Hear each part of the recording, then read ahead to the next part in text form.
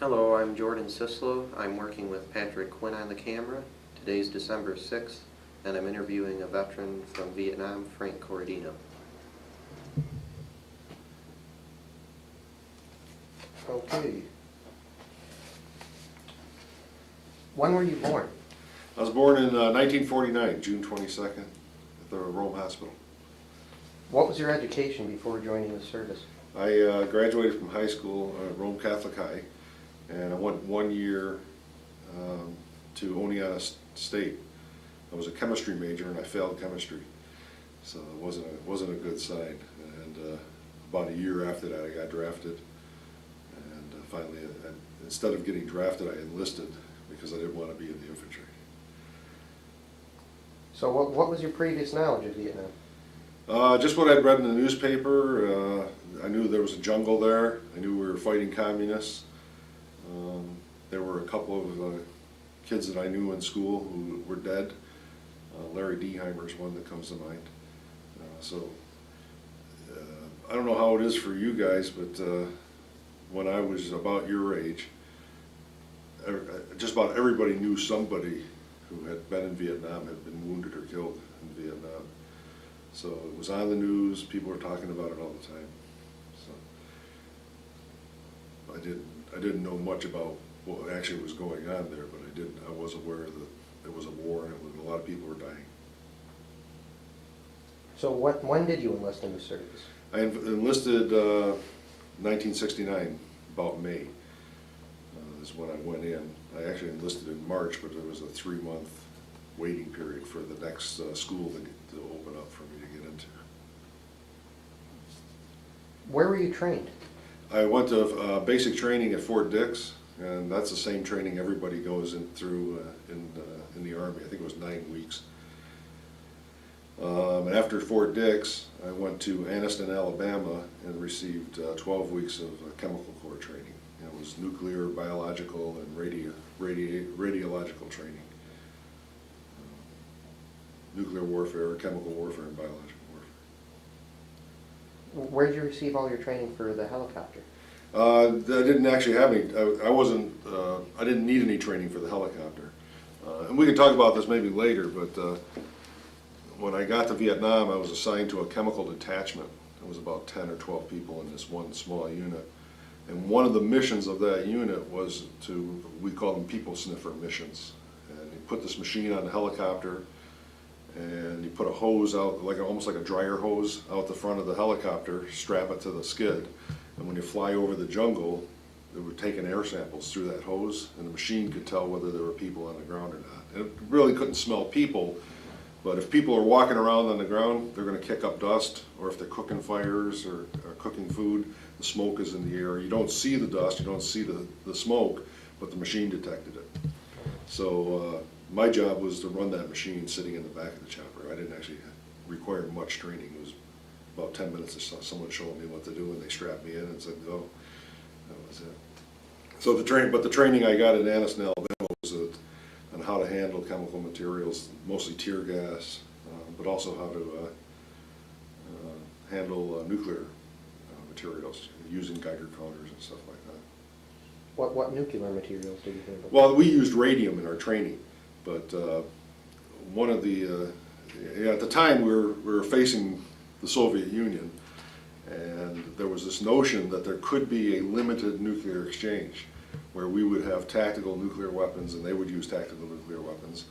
And one of the problems with a tactical nuke is it doesn't discriminate between friendly and enemy troops. So my job was to notify troops when we were going to fire off a friendly, I like that term, a friendly nuclear explosion. The code name was Yorktown. And I would also get the weather report so I would know which way the wind was blowing, and we would plot where the radiation, the fallout would be from that explosion, so that I could advise my commanders that our troops shouldn't go into that area afterwards. So it was sort of like defending against your own nukes in case you had to use them. There was absolutely no use for that in Vietnam. Most of my chemical training was with tear gas, handling tear gas, and napalm, stuff like What were your conditions like during training? Well, at Fort Dix, it was extremely hot. You know, in fact, they even gave us a couple days to acclimatize. It doesn't sound like a big difference, but from upstate New York to southern New Jersey, it was hot for me. It was also the middle of summer. I guess, you know, they treated us well. You spent a lot of time keeping clean and shining your boots and learning how to take guns apart and putting them back together again. The food was okay. And the training was rigorous. There was a lot of physical therapy, a lot of physical activity. And the weird thing was that if you were overweight, you lost weight, but if you were underweight, you gained weight. But everybody was doing the same thing, eating the same food. They didn't have separate diets for everybody. But just good overall physical conditioning. When I got out of basic training, I thought I could probably take on any 5 people and give them a good time. They make you strong, and it also builds a lot of confidence too, going through the confidence courses. The conditions in Alabama, that was more, there were classes, spent a lot of time in classes, a lot of time out in the field doing practical exercises.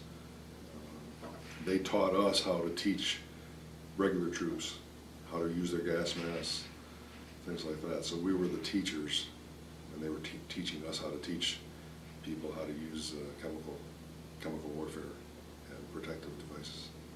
Did you ever have to teach any troops?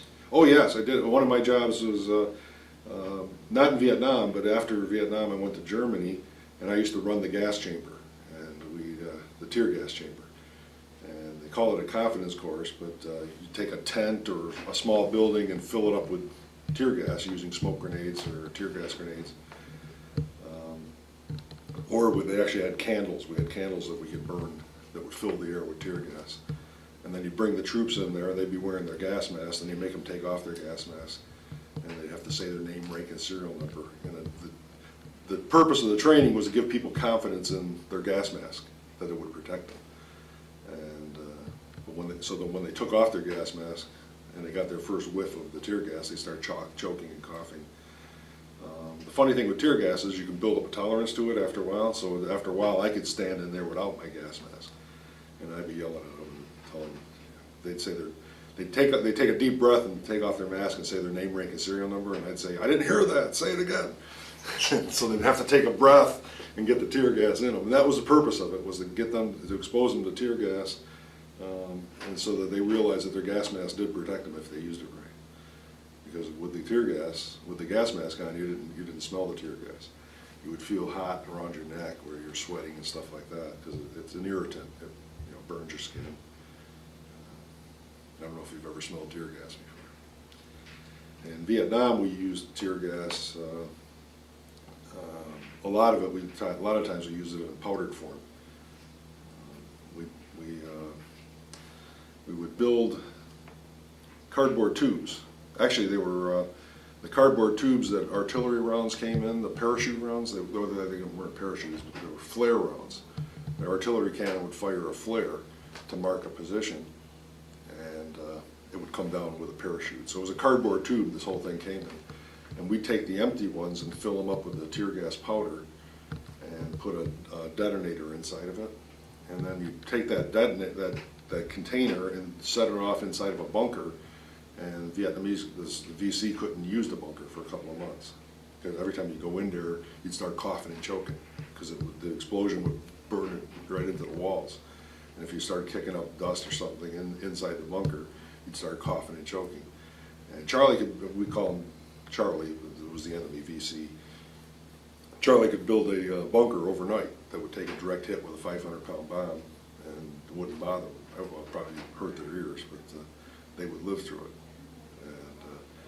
So your choice was either to go out there with engineers, with bulldozers, and tear the bunker apart, or we just set off this little thing that cost about $5 to build, and they couldn't use the bunker for a couple of months afterwards. And so one of my jobs over there was teaching people how to make those. And so I was teaching infantry troops so they could make them themselves. They could order a drum of tear gas, and it came in a 55-gallon drum, and they would use my training. They'd build them themselves so they could disable tear gas grenades, or disable the bunkers. This is the insignia of the Chemical Corps. There's two beakers there. I don't know if you can see that or not. It's pretty tarnished. Got it?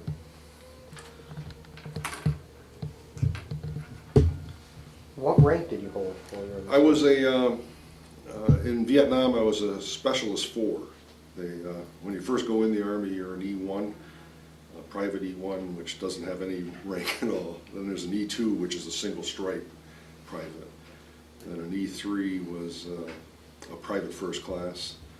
And then at that point, you branched. You either became a corporal, which was an E4, or you became a specialist E4. A corporal was a command position where people, you would be the boss of some people. Whereas a specialist 4, you weren't actually a boss of anybody, but you performed a job. Most people in the Army go through the specialist ranks. You become a Spec 4, Spec 5, Spec 6, or you became a corporal, a sergeant, sergeant first class, whatever. So I was an E4 in Vietnam. After Vietnam, I went to Germany. I became a sergeant and a Specialist 5. What were your duties in Vietnam?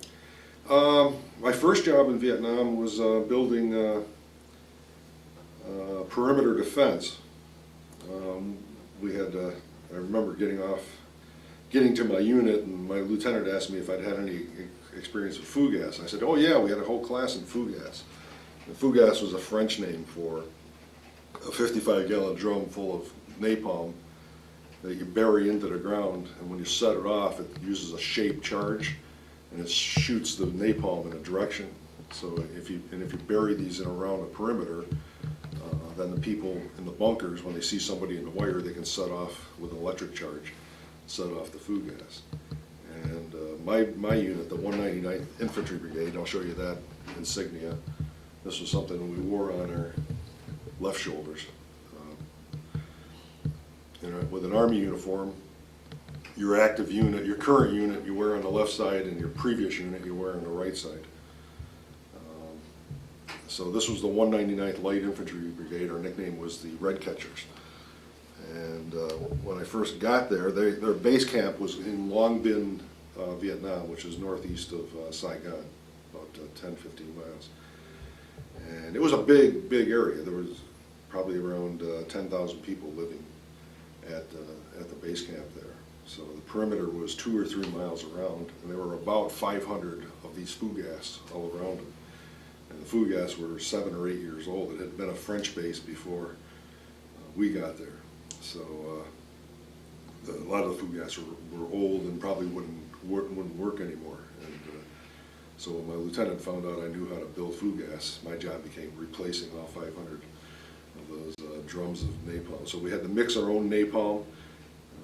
We actually invented a better way of doing it. The Army gave you a pump, and you took a drum with the top cut off of it. You were supposed to pump the gas out of a drum into this open drum, then pour in the thickener, which is mostly sawdust and soap. And when you mix that with gasoline, it gets thick, almost like Jell-O. And so it was M1 thickener. And you pour that powder into the gas and then stir it with a boat oar, and then pump it back into the other drum before it got too thick. But what we found out was if you just poured the thickener into the closed drum and then just blow air into it with the pump, or actually no, we would just pump it from one drum into another drum, but pour the mix in there first, and it thickened by getting pumped in, so we saved a lot of time. So we built, I made 500 drums of napalm. And that they gave us a little yard to keep it in, but we had all this napalm sitting in drums it took me about 2 or 3 weeks to do this job. Then we, using a pickup truck and a lot of muscle, we went out and replaced all those drums and had to rewire them with det cord and new blasting caps, all that stuff. So handling explosives, I got pretty good at that my first couple of weeks there. The other duty was flying these people sniffer missions that I told you about. And that was, I did that for almost 5 or 6 months. And at first I loved it. It was great. My first mission, we flew on Christmas Day, and there was a ceasefire. And the meter meter actually went off real strong, and so we circled back to look and see what it was, and we actually found VC in the jungle building bunkers. But all we could do that day, because they knew we weren't going to shoot at us, they knew we weren't going to shoot at them because it was a ceasefire on Christmas, so they were waving at us. And but we marked their position and used it for, probably used them for artillery targets for the next couple of days after Christmas. But that was my first mission, and it was pretty impressive because I figured out the machine worked pretty good. We found those people on the ground. And the way you'd fly that was, we would fly at treetop level, and they'd give you an area on the map, a rectangular area, and the helicopter would fly back and forth a couple hundred yards in between each pass, going into the wind, because the machine would pick up your own exhaust, the helicopter exhaust. So you had to, if the wind was blowing this way, we would fly back and forth, heading into the wind. And I would have a map. I'd be watching the machine, and actually I didn't have the map, I'd just be watching the machine, and we flew with two helicopters. We were in the low bird, and then there would be a Cobra. The Cobra gunship would be up high. And they would have the map, and they would be talking to our pilots, telling our pilot when to turn, because at treetop level you can't tell exactly where you are. So the Cobra pilot would tell our pilot to turn when he got to the end of a leg, and so that's how we would know when we were where we were in the area. When I saw a reading on the meter, I would say mark, and the gunner in the Cobra would mark the map with a dot. And if you were going this way and you saw a series of dots on the map, that meant that there was a trail there. And again, they would use that as artillery targets for nighttime harassing, fire, stuff like that. We would drop leaflets. I got a certificate for being a professional litter book. And when we got a string of dots like that, we would throw leaflets out, telling them to surrender, telling them there's no use to fight, and stuff like that. Psychological warfare. And I flew, at first it was a lot of fun. Beautiful terrain, the country is gorgeous, everything is green. You can't really see the ground when you're flying over jungle. They call it triple canopy jungle. That means that there's three sets of trees. There's trees that are about 20 feet high, trees that are 40 feet high, and trees that are 80 feet high. And there's like three canopies, and you can't actually see the ground. So that's why we needed this machine to detect the dust particles coming up through the trees. And it was just beautiful country. A lot of bomb holes and a lot of artillery holes in it, but the jungle was just real thick, real thick. And it was a lot of fun at first, but near the end, after I got my air medal, I flew 25 missions and was awarded an air medal for that. And these were 25 combat missions, meaning that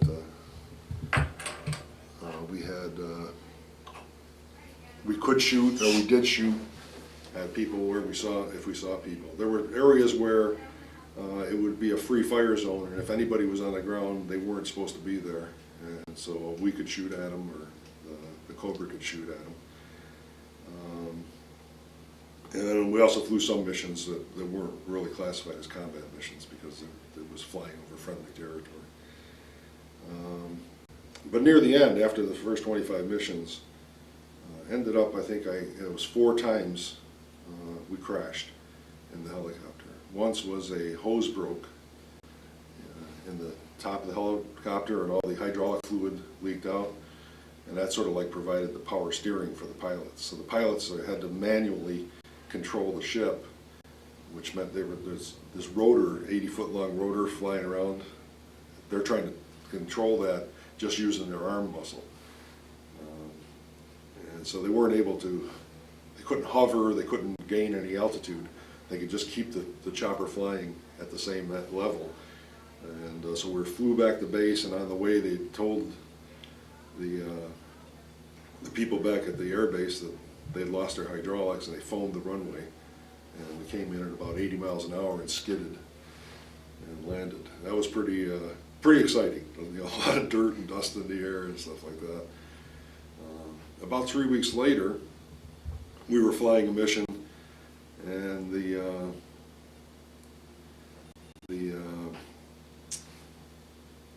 area had a ridge going down the middle of it. So we were flying back and forth, but we had to go up the ridge and down the other side. And I was starting to get airsick because it was like a roller coaster, continually up and down like that.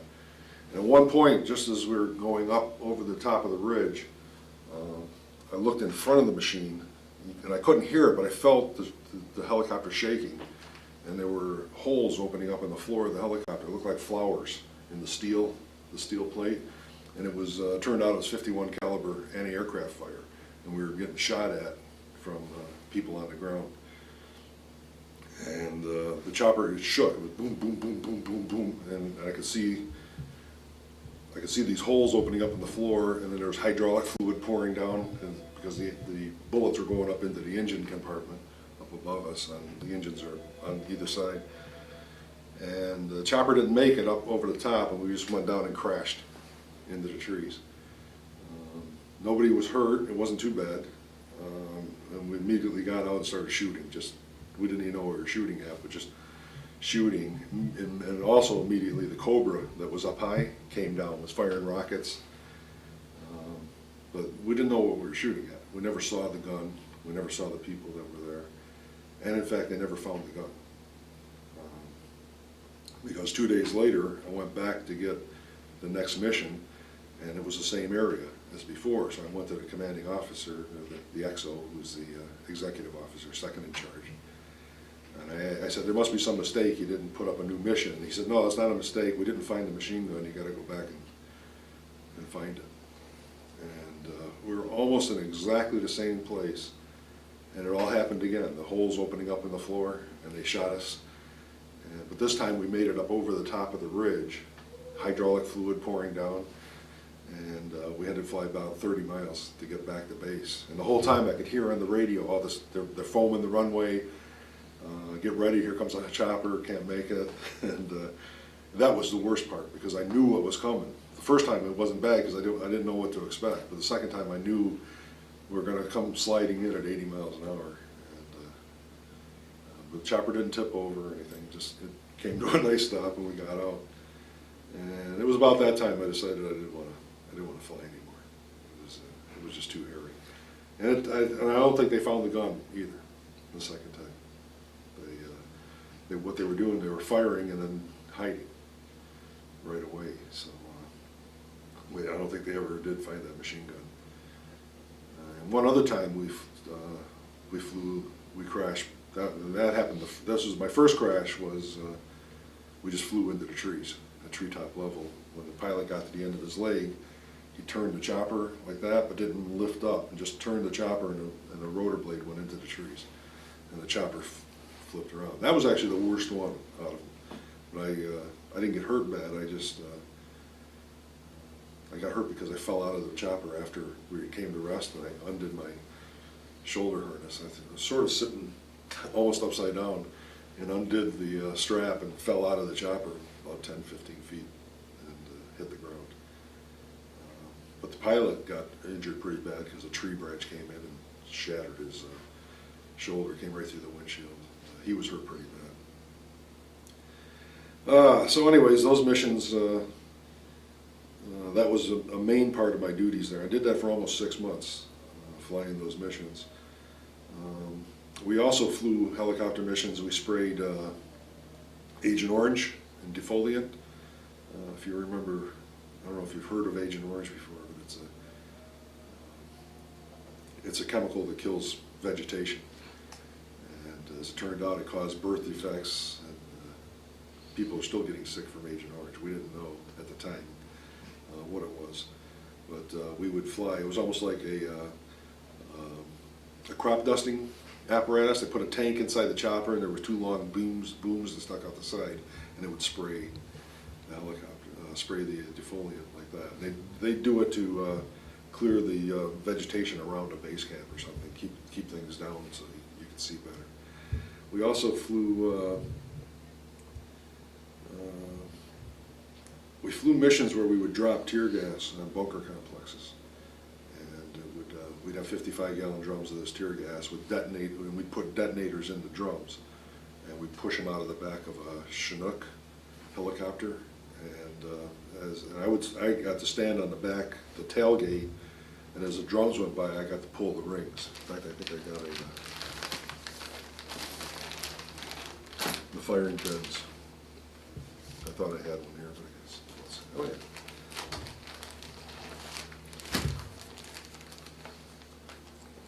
It's the same as the pin on a grenade. But this cotter key would go into the detonator, and when you pulled the pin, the detonator would pop up, and it would be like 8 or 10 seconds. So as the drums went by, I would pull the pin and push the drum out the back of the helicopter.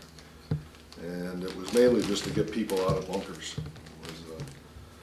If they were dug in, then we would fly a mission, and we'd have gunships around covering us to keep the people's heads down, and then we'd drop the tear gas on them.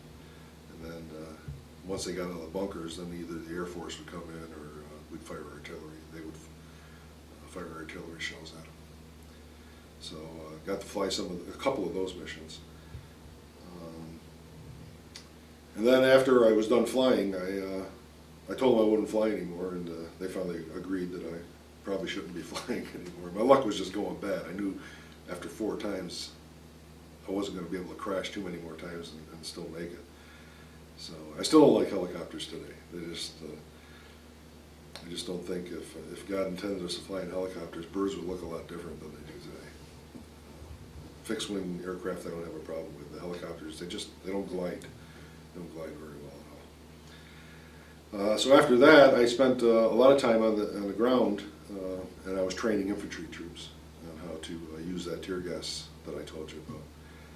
And I trained some Australians as well, and we trained Vietnamese units. The 199th was a separate brigade, and we were attached to the 25th ARVN Division, which was a South Vietnamese Army division. And the 25th, we sort of supported them, and I was teaching South Vietnamese soldiers how to use the tear gas. And that's when I got wounded. I had been called in to, it was an Army, one of our units had found a bunker complex, and so I came in with their resupply. They dropped off lunch and stuff like that, and they picked me up, and we were walking into it on a trail to get into the bunker complex, and the point man hit a booby trap, and the wire was set up so that it crossed the trail up ahead, but the wire then came back to where the booby trap was, because they knew that the point man always walked 40, 50 feet ahead of everybody else. So the point man hit the wire, and the booby trap went off, and me and 2 other guys got wounded. I got a piece of shrapnel in my foot from the explosion. And I spent a month in the hospital at Cam Bay. Have you ever seen the television show China Beach? It's about an army hospital in South Vietnam. It's like a French resort. It's the bluest water you ever saw and the whitest sand you ever saw. It's just beautiful. But there was barbed wire all around it because it was an army hospital. And I spent about a month there, and that's when I got my Purple Heart. I'll hold that one up.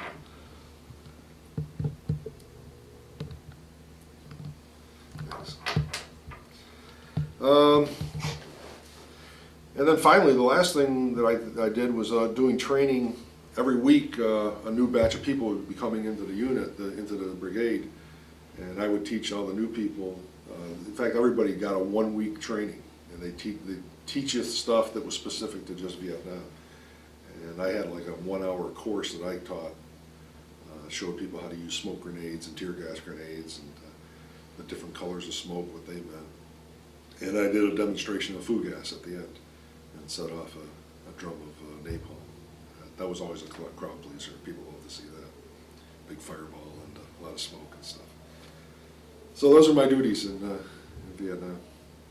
I wasn't a frontline troop, but in Vietnam there wasn't a lot of difference between, well, there was a difference between frontline and backline. In frontline you did get to take a shower every night, basically. But mostly the frontline troops would go out for 2 or 3 weeks at a time and then come back and get to spend a week at base camp and rotate it out. So those are my duties. How many missions did you fly in total? I think it was 32 or 33 missions. I lost track after a while. You get an air medal for every 25, so it was between 25 and 50. But I think it was like 6 or 7 missions after I got my air medal when things started going bad. I just didn't want to fly anymore. How'd you get the Army Combination Medal? The Army Com is this is just for not getting into trouble. Everybody gets one of these. So it's not for valor or anything like that. If you keep your nose clean for 3 years, you get an Army Combination. Did you ever experience any other mechanical failures in your helicopter? Let's see. You know, there were always little things breaking. You could hear the pilots and they'd be tapping on something. And, the electronics. The problem with, I mean, they were very well maintained. The choppers, and the Army, I think, does a smart thing. Actually, the Air Force does the same thing. You have a crew chief who's a enlisted man, and they're the ones who are responsible for maintenance on the helicopter. They may not be able to fix everything, but their job is to make sure that the mechanics fix things that aren't right. So they keep track of the maintenance on the chopper, but they also fly as a door gunner. So it sort of like puts them, it keeps them interested in making sure the chopper is flying safe because they're going to have to fly on it. And the Air Force does the same thing with B-52s. The crew chief actually flies along on the bombers. So, but I mean, things break, and the problem with Vietnam was it was such. There's 2 seasons in Vietnam: the hot dry season and the hot wet season. And in the dry season, there was dust. When a chopper comes in, there's just the smoke and dust in the air. It was just incredible. So either the dust or the mud just gets into everything, and mechanical stuff breaks. But that was the only time that was as bad was when I think it was a hydraulic line actually split, and we lost the hydraulics in the chopper. But little stuff would break all the time. You know, stuff would, a light wouldn't work, or a radio wouldn't work, stuff like that. What was the name of the chopper you were flying? We flew in a Huey, UH-1. They call them slicks. I'm not exactly sure why they were called slicks. I think it was from the skids, the 2 runners. But it was a twin-engine turbine. No, excuse me, it's a single-engine turbine with a single rotor on the top. It has the doors that open on the sides. You've probably seen them all over the place. And then we flew with the gunship up above was a Huey Cobra, also made by Huey. And but the Cobra was basically the same engine, but it weighed a lot less because it only carried 2 people. And a pilot would sit in the back, and a gunner would sit in front.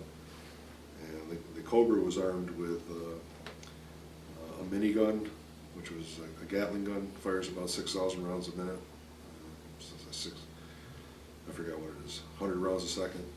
It's really fast gun. They don't carry a lot of ammunition, but it was a devastating thing if you could get people in the open. It fired a grenade launcher, an automatic grenade launcher, fired miniature grenades, and then they had rocket launchers on the sides. So they could bring a lot of firepower to bear really fast. And it was good to know that they were up above whenever we would take fire. The Cobra could usually settle things really quick. Against an anti-aircraft gun, the one that shot us down twice, that was a 51 caliber. And usually a Cobra would back off from a 51 caliber. Then they call in the Air Force, either jets or propeller planes. But a Cobra would be outgunned by if a Cobra went up against a 51 caliber, the 51 caliber would probably win most of the time. Whereas against an F-4 Phantom jet or something like that, they're just coming in too fast with too much armament. And the F-4 would probably win that fight. We had 2 door gunners on our chopper, plus I carried a gun or I had a grenade launcher. And the first time anybody ever, actually it's the only time anybody ever shot at me and I looked them in the eye. We were flying a mission, and it was a free fire zone, and the machine went pegged. It just, both needles went wham, way over. And I said, "Mark," it was a really strong reading. And when we made the next pass, it was a really strong reading again, so that we knew there was a heavy trail. So we knew something was going on down there, so we started circling. And we called off the mission and said, "There's something down here, let's look." And so we were flying around in a circle, and we found a truck. There was a logging truck in the jungle, going on a trail in the jungle. And it was like a tractor on front, and then it had logs with an axle in the back. And there were probably 15, 20 of these big logs on it. And there were three, and they stopped, and when they saw that we saw them, they stopped and got out of the truck. And it was Vietnamese civilians. And so we're circling around, and we're looking through the trees, and we can see them. And we were in a free fire zone, which meant they shouldn't have been there, or if they were there, they weren't friendlies. But the Cobra said, should we shoot them? Or maybe it was our pilot said, should we shoot at them? And the Cobra said, give me mark the position, because he couldn't see where they were. He was up 7,000 or 8,000 feet. He said, mark their position and I'll call it in. We'll call the province chief. And the province chief was usually a South Vietnamese general, who was he was a military person, but also a political, like a governor type of thing. And we called the province chief's office and see if he would give us permission. But technically we didn't need permission to shoot. But this just didn't, they looked like civilians. They didn't look like enemy.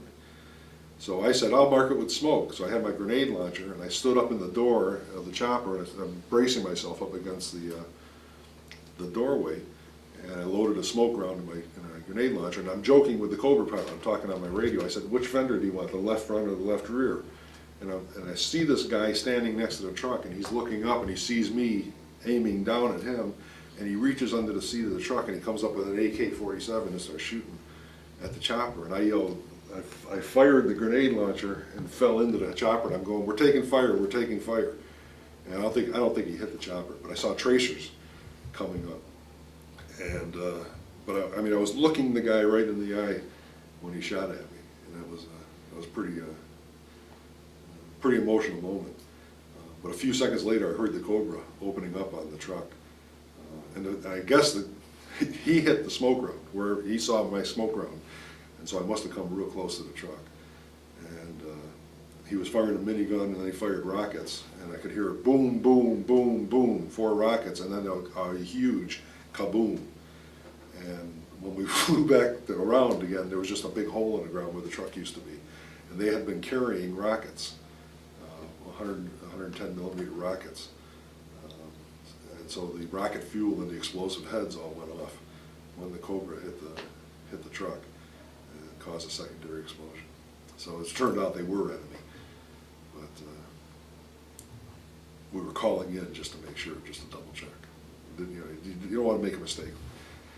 When they could have been out there for legitimate reasons, but it turned out they weren't. Did you have to fire ever on anyone else? Yeah, I did. Like I said, our ship was armed with the guns. There was a crew chief and a door gunner, and they had machine guns mounted on the side. But I remember on a couple of times where I would be shooting at people from the helicopter. I never shot in anger on the ground. We never did see. While I was with them, I never did see anything. I would be usually with the lieutenant. But I was around when people were killing people. It was pretty horrible. Probably one of my most difficult times was I killed a guy and got a 3-day R&R for it. I really had a lot of trouble with that, trying to figure out why I got a vacation because I killed somebody. But that was just a policy in our unit that they had a reward system for a confirmed kill, and I did shoot someone from the helicopter and killed him. He was carrying a gun, so it wasn't like he was an innocent, but it's still not an easy thing to think about. And you could see people, I could see guys that I was with, how they changed. Most people thought the killing was pretty horrible. But there were some people that just sort of like, they changed. They liked it too much. And I always wondered about what they'd be like when they got back here. Could they ever get back to normal again? But it was, I often heard the description that Vietnam was long periods of sheer boredom, interspersed with brief moments of sheer terror. And that's what combat was like. It was, all hell would break loose. The red catchers used to, most of their kills were done in ambushes. We would sit on the side of a trail, a lot of times trails that my crew had found, and they would set up an ambush on that trail. And a lot of times they would bait the ambush. A couple of times they would fly a supply helicopter with a net full of supplies underneath it. There'd be food and medical supplies and stuff like that, and accidentally drop it. So the net would come crashing through the trees like that. And they actually were doing it on purpose near one of these trails. And then Charlie would be coming at night knowing that there were supplies out there or food. And they'd be trying to go get the supplies and food, but there'd be American troops sitting there blowing the ambush out. And that's what the red catchers caught a lot of communists like that, killed a lot of them like that. So yeah, I did have to shoot in anger, and actually got a 3-day vacation because I killed somebody. Confirmed kill. The tear gas drops that we used to do, usually a lot of Vietnamese got killed in those because once they came out of the ground, then the Air Force would come in with napalm, and yeah. But I wasn't directly involved with killing them. I was just driving them out of the ground.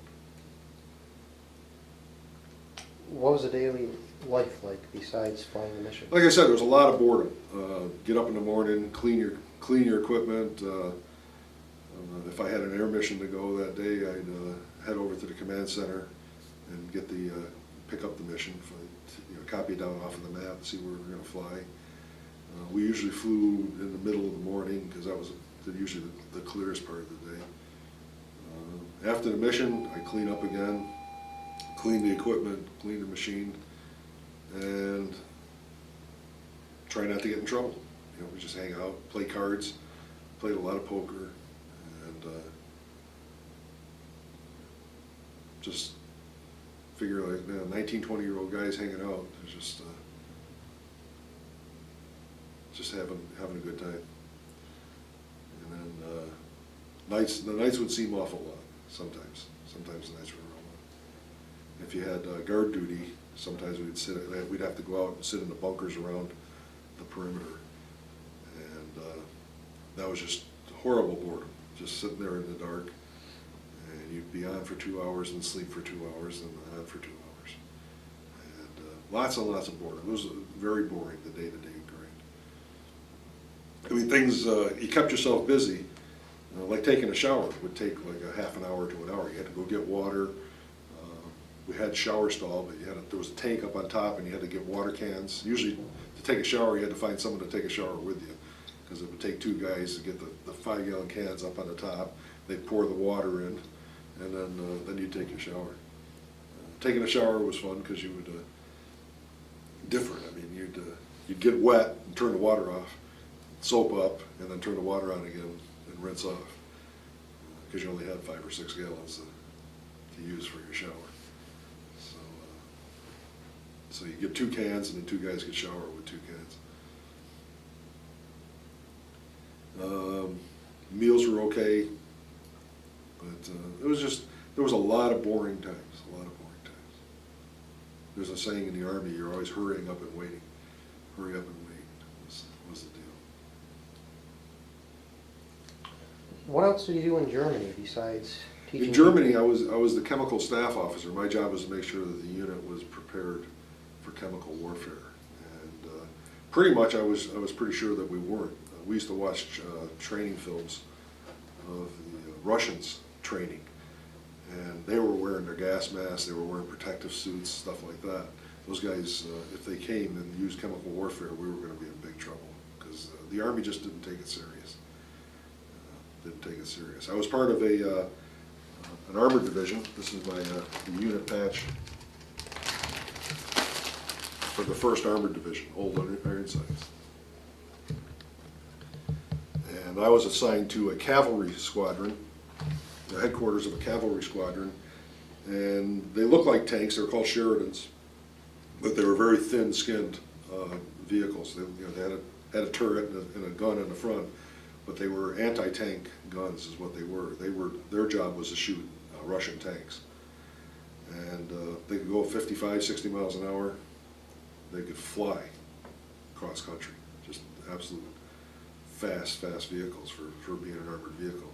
Their job was to sneak up on a Russian tank, fire the gun, and then run like heck and get away from it, because they just couldn't stand toe-to-toe with tanks and fight against them. And what the cavalry was for was either recon or for screening. In NATO and in Germany, if the Russians were coming, we were going to fall back. There was no way we had 3 or 4 divisions, they had 15, 20 divisions. So we were going to be falling back, and what the cavalry's job was supposed to do was to set up a line and let the main tanks fall back, and then you delay the Russians until you could get back to your lines. And so that's the cavalry they called it a screening activity. You would protect your units as they fell back, and then you'd fall back behind the main tanks. So, and we did a lot of practicing. We spent a lot of time playing war games out in the woods in Germany, tearing up a lot of German terrain. But, so I just wasn't real confident that we would survive. There was a big morale problem in Germany because over almost half of the guys in Germany had spent time in Vietnam. And so we knew what a real war was, and so playing war just didn't make sense. We just couldn't get our hearts into it. But I was the chemical staff sergeant for the squadron, and my job was to teach people how to use their chemical equipment. What were the overall conditions like in Germany? In Germany, it was like living in a college dorm, just about. We had an old German barracks that we were using. It was called a Kaserne back then. You got to go out on weekends, go to bars in big cities, stuff like that. I got to see a lot of Germany, Switzerland. Got to tour around a lot. It was almost like having just a day job.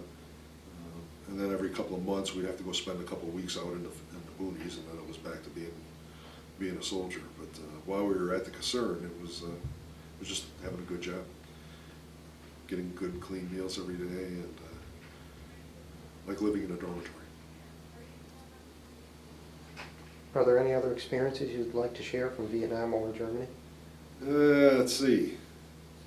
I have lots of funny stories, I think, but and those are really the ones I remember.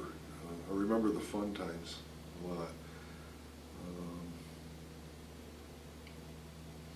Yeah, nothing comes to mind too much. I think probably one of my last memories of Vietnam. I told you I was in a chemical detachment. We had a company clerk who was an infantryman. He got to Vietnam 2 weeks after I got there. And while he was in that 1 week training that I told you about, someone asked for a volunteer, anybody could type. And so he raised his hand, and he did some typing. And so after the training was over, he came and became our company clerk. And he had to do the typing for the unit and keep the time records and all that stuff. And it was funny because he was an infantryman sitting back at our main headquarters, and all of us were chemical guys, and we were all getting shot at out in the boonies. So, but I remember one morning he was driving me to I had to catch a helicopter to fly out to our forward base, and his name was Jim Whitmeir, and Jim turns to me in the back seat. He says, "Frank, if anything happens to you, can I have your stereo?" And that's the way Jim was. He was a funny guy. At the end of 1970, the 199th got pulled back. The unit came back to the United States. And if you had been there over a certain period, you got to go back with the unit. But Jim and I were just under the wire. We were both transferred to the 25th Infantry Division, which is over on the Cambodian border. And I had about a month left in Vietnam, so they assigned me to the company headquarters. And but Jim got assigned to a line platoon, and he was out in the jungles. And so I was my job was waxing the floor in the general's office area, and I'd go on about midnight and buff the floors, and then I'd sleep all day. But Whitmeir was out humping in the boonies, and I don't know if he ever made it home. I never did contact him after that. But my last night in Vietnam, he stole a truck and came to visit me, and we drank a lot of beer. And it was pouring rain. This was in the rainy season, and the rain was pouring down, and he's crawling on his hands and knees up the truck to get back in the truck to go back home. And we made promises. We said we'd write to each other, but we never did. But he was pretty bummed out. He had 2 weeks to go, and usually most people 2 weeks to go didn't have to go out and fight, but he was supposed to be going back out to the movies the next day. So that was my last memory of Vietnam, was watching Whitmeir drive off in the rain. And wondering if I'd ever seen him again. He was a good guy. Did you ever talk to anyone that you knew during Vietnam? No, I never did have. My unit was so small, it was, brigade, it was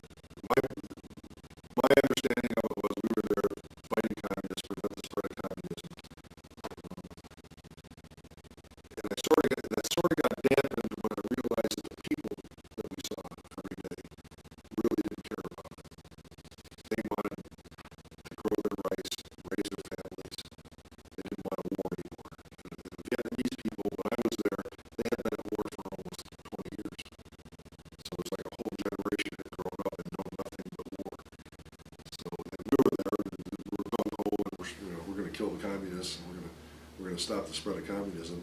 And those people didn't care. You know, they didn't care if they were communist or democratic. They just wanted to be left alone. They wanted the war over. So yeah, that sort of like dampened my spirits because they weren't real supportive of us. You know, I thought we're there to save them, and they don't really care. They weren't antagonistic to us to a great extent, but they really didn't care. Today, I still think it was the right thing to do. I still think that we should have been there to fight communism. I think it's a shame that we didn't accomplish the mission. And so today, when I look at the United States getting involved in countries overseas, I keep saying, please don't do what we did in Vietnam. Don't let the politicians run the strategy. Don't let the politicians run the tactics. Let the military, politicians should set very clear objectives. We didn't have an objective in Vietnam. It was sort of like win the hearts and minds of people. We would take a hill and then leave the hill, and then go back and take the hill again 2 days later. We didn't occupy territory. We didn't know when to declare victory. If we go into Iraq today, I want to know what the rules are. What are we there to do? How do we know when we're done? And how do we get out of there? And so I feel that we were there for the right way, for the right reasons, but we didn't do it right. If that answers your question. What type of welcome did you receive when you returned to the U.S.?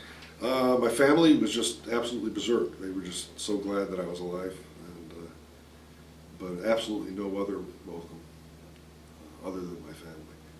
And it's funny, after the Gulf War, which was about 10 years ago, the Gulf War veterans made a lot of effort. There were parades and ticker tape and stuff like that when those guys came back, and everybody was real happy. And the Gulf War veterans made an effort to include the Vietnam veterans in their celebration. And so it was 1991 when I finally felt like I'd been welcomed home. And people actually did say that. They said, thank you for being in Vietnam, and welcome home. And it took a long time. It was also about the time when the Vietnam Veterans Memorial was dedicated in Washington. But it took the end of the Gulf War for me to really feel like I'd finally been welcomed back home. Well, thanks for doing the interview. You're welcome. It was a pleasure. Good questions. Thanks. You guys asked some good questions.